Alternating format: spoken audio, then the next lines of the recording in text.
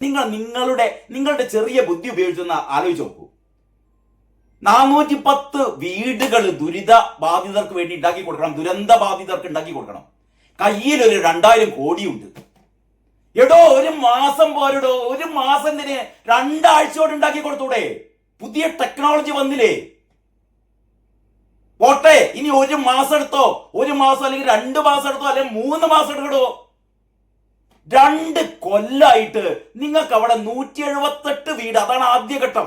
അതാണ് മൂപ്പര് ഉദ്ഘാടനമൊക്കെ കഴിച്ച്, കാരണഭൂതം ഉദ്ഘാടനമൊക്കെ കഴിച്ച് അതിനൊരു 10-15 കോടി ചെലവാക്കി ഉള്ള പത്രങ്ങൾക്ക് മുഴുവൻ പരസ്യം കൊടുത്ത് ഞങ്ങളെന്തോ വലിയൊരു കാര്യം.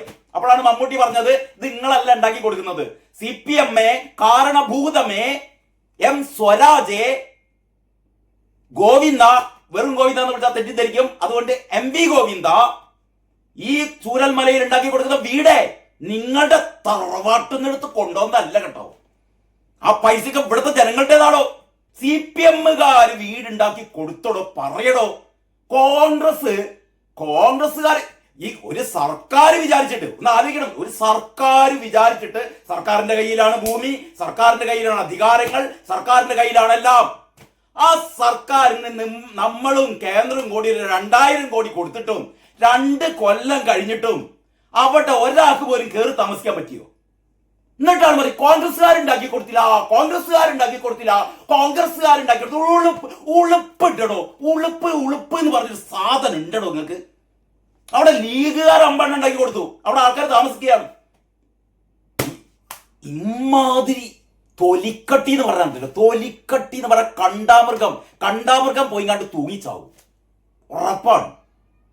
ഈ ദേശാഭിമാനി, ഈ പത്രം എങ്ങാനും കണ്ടാമൃഗത്തിന് വായിക്കാവുന്ന ഒരു അവസ്ഥ ഉണ്ടെങ്കിൽ കണ്ടാമൃഗങ്ങൾ കൂട്ടത്തോടെ പോയിങ്ങാണ്ട് തൂങ്ങിച്ചാവും. ഇന്നത്തെ ദേശാഭിമാനിയുടെ മെയിൻ സ്റ്റോറി കണ്ടില്ലേ? കോൺഗ്രസിന്റെ മുണ്ടക്കൈ ഫണ്ട് മുക്കിയത് 150 കോടി. അതായത് കോൺഗ്രസ് വയനാടിലെ ദുരന്ത ബാധിതർക്ക് വേണ്ടിയിട്ട് 150 കോടി പിരിച്ചു, എന്നിട്ട് 150 കോടി മുക്കി എന്നാണ് ദേശാഭിമാനി പറയുന്നത്. അതായത് രക്തസാക്ഷി ഫണ്ട് കൊള്ളയടിച്ചവർ, അഭിമന്യുവിന്റെ മുതൽ ഇങ്ങോട്ടേക്ക് ധൻരാജിന്റെ വരെ രക്തസാക്ഷി ഫണ്ട് കട്ടുമുടിച്ച നക്കികളാണ് കോൺഗ്രസിന്റെ കണക്ക് മെയിൻ സ്റ്റോറിയായി അവതരിപ്പിക്കുന്നത്. ഒന്ന് ആലോചിച്ചു നോക്ക് നിങ്ങൾ. കോൺഗ്രസ്സുകാര് വയനാടിലെ മുണ്ടക്കൈ ചൂരൽമലയിലെ ദുരന്ത ബാധിതർക്ക് വേണ്ടിയിട്ട് എത്ര പൈസയാണ് പിരിപ്പിച്ചതെന്ന് കണക്കൊക്കെ ദേശാഭിമാനിയുടെ അടുത്താണ്. ദേശാഭിമാനി റിപ്പോർട്ടറുടെ അടുത്താണ്. എന്താണ്? സ്വന്തം ലേഖകൻ. ഈ സ്വന്തം ലേഖകന്റെ അടുത്താണ് ബാങ്ക് അക്കൗണ്ട് ഒക്കെ. മൂപ്പർക്കാണ് അറിയാം 150 കോടി എത്രയാണ്? 150 കോടി പിരിപ്പിച്ചത്രേ ആര്? കോൺഗ്രസ്സുകാര്. എന്നിട്ട് അവിടെ ഒരു വീട് പോലും ഉണ്ടാക്കിയില്ലെന്നാ പറയുന്നത്. ഇമാതിരി തൊലിക്കട്ടി എന്ന് പറയാൻ, തൊലിക്കട്ടി എന്ന് പറയാൻ കണ്ടാമൃഗം പോയിങ്ങാണ്ട് തൂങ്ങിച്ചാവും, ഉറപ്പാണ്.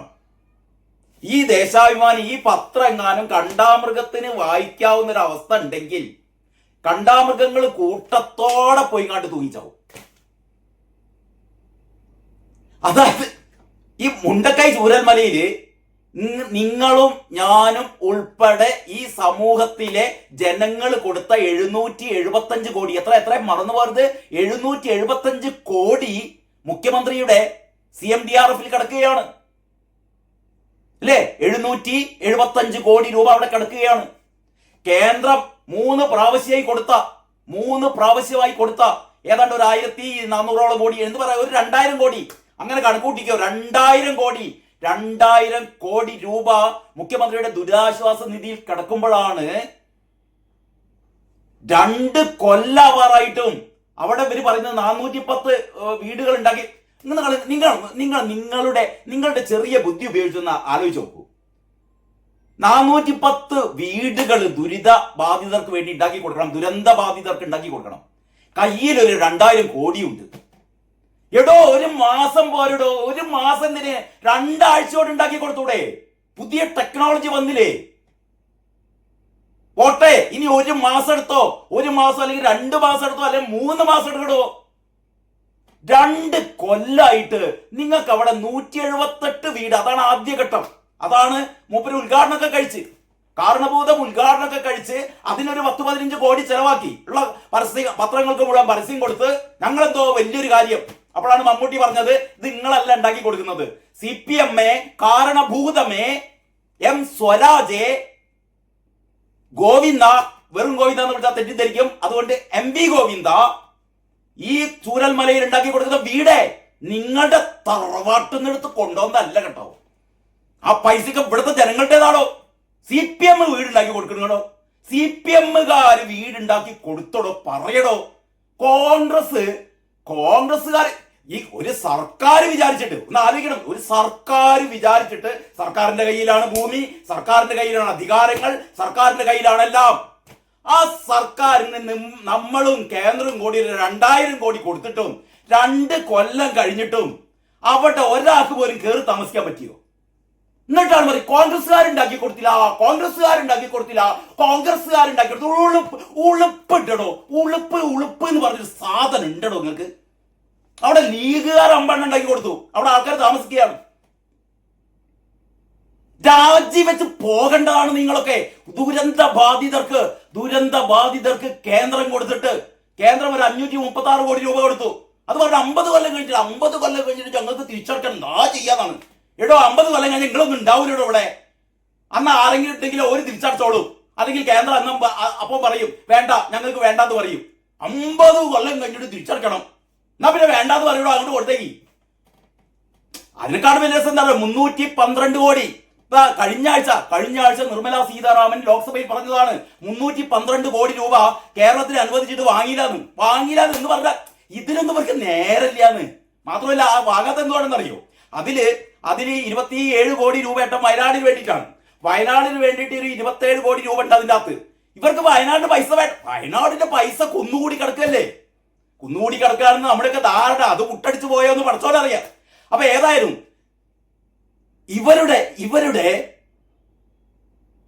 ഇവരുടെ പ്രശ്നത്തിന് എന്താ കാരണം എന്നറിയോ?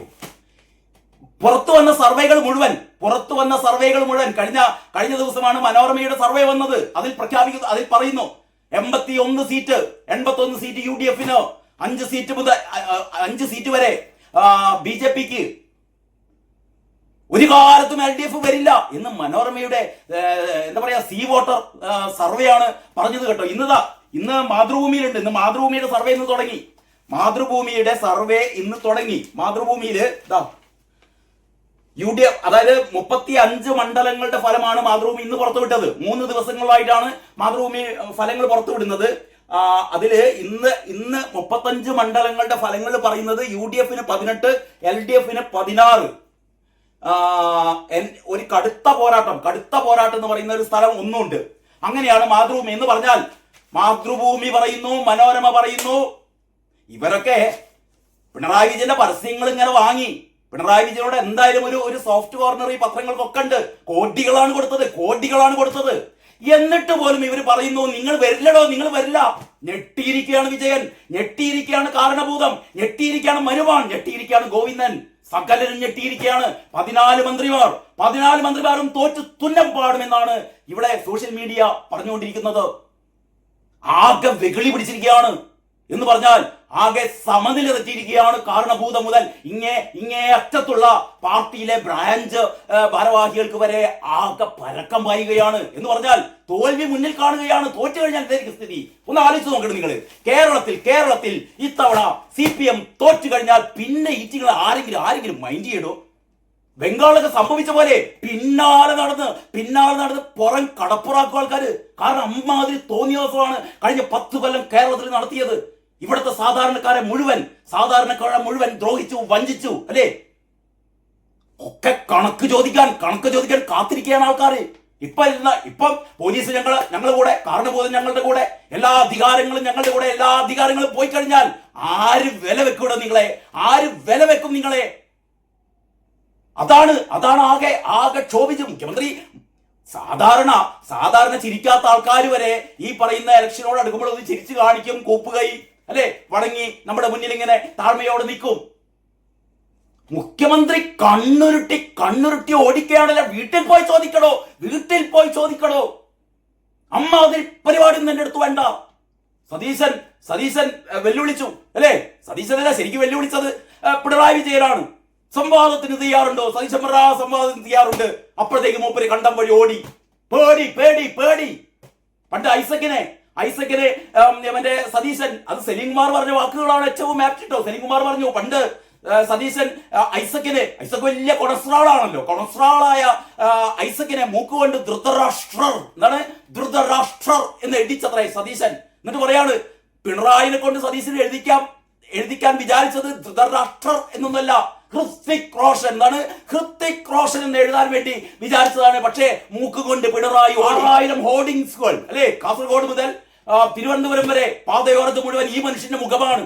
ഈ മനുഷ്യന്റെ മുഖം ആരാണ്? ഈ എന്താ പറയാ, ഞാനത് വിശേഷിപ്പിക്കുന്നില്ല. ഇയാളുടെ ഈ എന്താ പറയാ ഈ അലുക്കുത്ത് മുഖത്തിനെ പറ്റി ഞാൻ വിശേഷിപ്പിക്കുന്നില്ല കേട്ടോ. ഞാനങ്ങനെ ബോഡി ഷേമിംഗ് ഒന്നും നടത്തുന്നില്ല. പക്ഷെ ആ മുഖത്തേക്ക് നോക്കിയാൽ ആ ക്രൂരതകൾ, ആ ധാർഷ്ട്യമായ അഹങ്കാരം, അതല്ലേ ജനങ്ങളുടെ മുന്നിലെത്തുക. അപ്പോഴാണ് ദേശാഭിമാനി ആകെ ഹാലിളകിയിട്ട് മുക്കിയത് 150 കോടി. ഒരു കണക്കാണ്ട് പറയാണ്, കോൺഗ്രസ്സുകാർ 150 കോടി മുക്കി. ഇനിയിപ്പതായിരിക്കും പ്രചാരണം. അടുത്ത 6-7 ദിവസം കോൺഗ്രസ്സുകാർ 150 കോടി മുക്കി. വയനാടിന് വേണ്ടി പിരിച്ച 150 കോടി മുക്കി. ധൻരാജ് രക്തസാക്ഷി ഫണ്ട് മുക്കിയവരാണ്. മുക്കിയതിന്റെ കണക്ക് മുഴുവൻ ബാങ്ക് സ്റ്റേറ്റ്മെന്റ് ഉൾപ്പെടെ വി കുഞ്ഞികൃഷ്ണൻ പുറത്തിട്ടപ്പോഴാണ് ഒരു കയ്യും കണക്കില്ലാതെ ഇവർ തോന്നിയ പോലെ ഇവരുടെ മനക്കോട്ട, ഇവരുടെ മനസ്സിന്റെ ഉള്ളിൽ നിന്ന് ഇവരുണ്ടാക്കിയ ഒരു കഥ 150 കോടി കൊണ്ട് വി ഡി സതീശനും രമേശ് ചെന്നിത്തലും പോയി എന്നാണ് ഈ പറയുന്ന പാർട്ടി പത്രം പറയുന്നത്.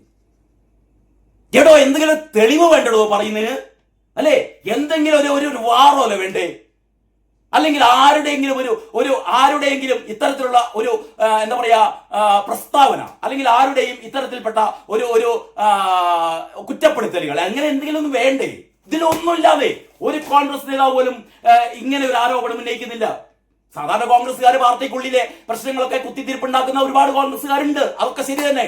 അമ്മാതിരി ഒരാളെ പോലും കോട്ട് ചെയ്യാതെ ദേശാഭിമാനി ലേഖകന്റെ വായി തോന്നിയത് കോതക്ക് പാട്ട് എന്നൊക്കെ പറയുന്നുണ്ടല്ലോ. അപ്പൊ അതേപോലെ വായി തോന്നിയത് മുഴുവനും കഴിഞ്ഞ കുറെ ദിവസങ്ങളായി പറയുന്നത് ഉത്തരേന്ത്യയിലെ ഹരിയാനയിലോ ബീഹാറിലോ ഒക്കെ കോഴ വോട്ടിന് എന്താ പറയാ വോട്ട് വിൽപ്പന നടത്തിയത് നിങ്ങളല്ലടോ, CPM-കാരല്ലേ. ഇവിടെ എത്ര സീറ്റുകളിലാണ് നിങ്ങൾ വോട്ടുകൾ വിൽപ്പന നടത്തിയത്, അല്ലെങ്കിൽ സീറ്റുകൾ വിൽപ്പന നടത്തിയത്?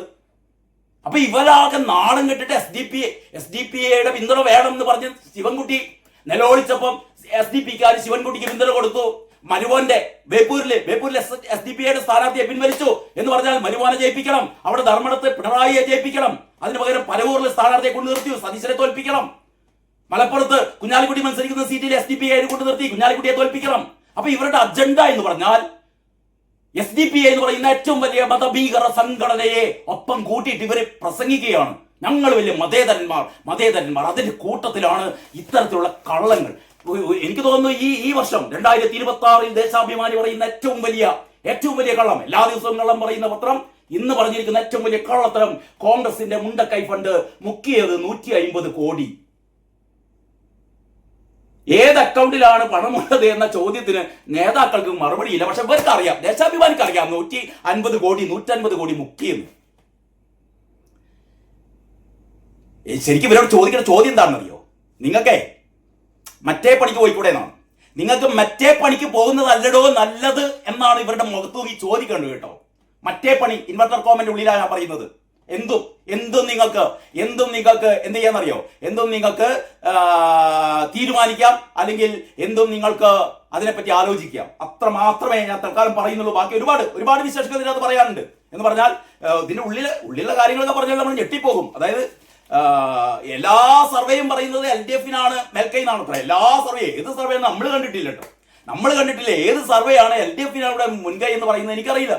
ഇവിടെ നടന്നിടത്തോളം സർവേ മുഴുവനും മനോരമയുടെ കള്ള സർവേ ആണെന്ന് പറയുന്നത്. മനോരമയുടെ കള്ള സർവേ മാതൃഭൂമിയിൽ എന്നാണ് പുറത്തിറക്കിയത്, ഇനി മാതൃഭൂമിയുടെ കള്ള സർവേ എന്നാണ് പറയും. എന്തായാലും അടുത്ത മാസം മെയ് മാസം 4-ാം തീയതി വോട്ട് എണ്ണുമല്ലോ. അപ്പൊ പിന്നെ എന്താ പറയാ? അപ്പൊ പിന്നെ പറയാൻ ഒരുപാട് കാര്യങ്ങളുണ്ട്. SIR പറ്റി മിണ്ടുന്നില്ല. ഇനിയിപ്പോ റിസൾട്ട് പുറത്തു വന്നാലായിരിക്കും പറയാ SIR വോട്ട് ചോരി എന്നൊക്കെ പറഞ്ഞാട്ട് ഒച്ചപ്പാടും ബഹളമൊക്കെ ഉണ്ടാക്കും. മിക്കവാറും നിങ്ങൾക്ക് കാണാം. ഏതായാലും ബാക്കി കാര്യങ്ങൾ നമുക്ക് അടുത്ത വീഡിയോ ചർച്ച ചെയ്യാം. അതുവരെ എല്ലാവർക്കും നന്ദി, നമസ്കാരം.